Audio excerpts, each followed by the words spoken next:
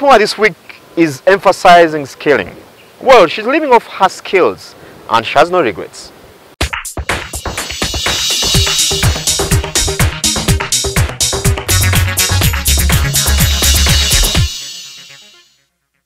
Many of us aspiring to become self-employed. Being your own boss means you don't have to deal with difficult employers. Starting is always the tough stage in this endeavor, and many a time it is because we complicate it.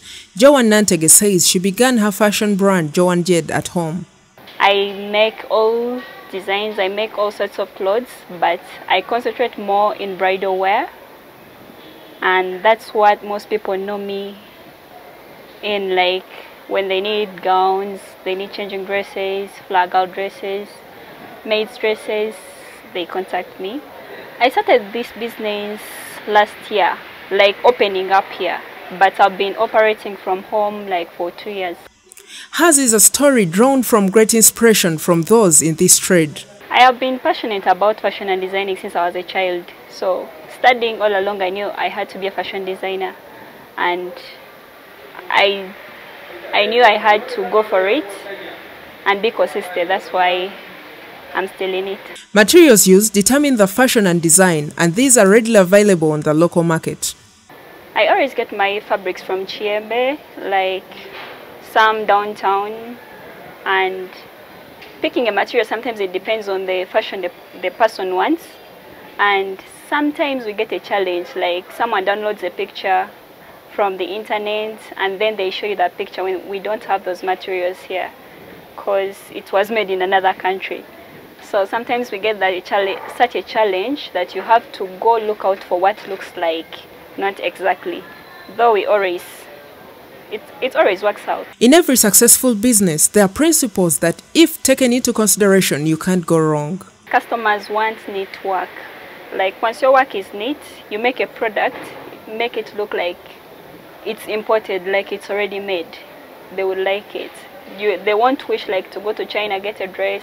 They won't wish to have their gown imported from Italy. So once you're neat at your work and delivering on time, like you tell a customer, come back on such a day, the dress will be ready.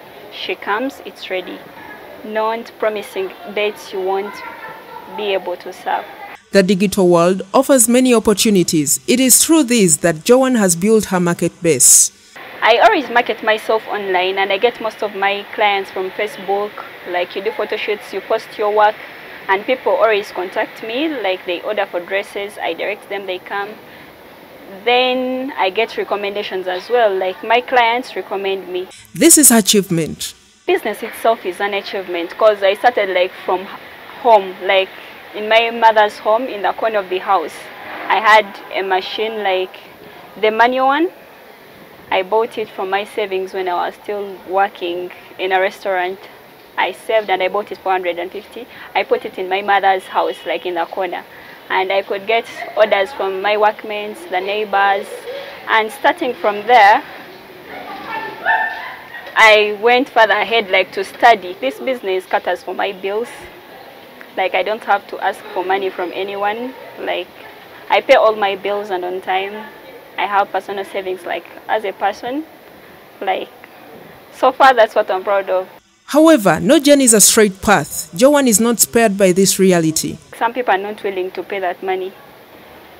You tell someone, however much you explain the time, you explain the fabrics you're going to use, some people expect cheap things because they are used to get it cheap somewhere else. But then, like,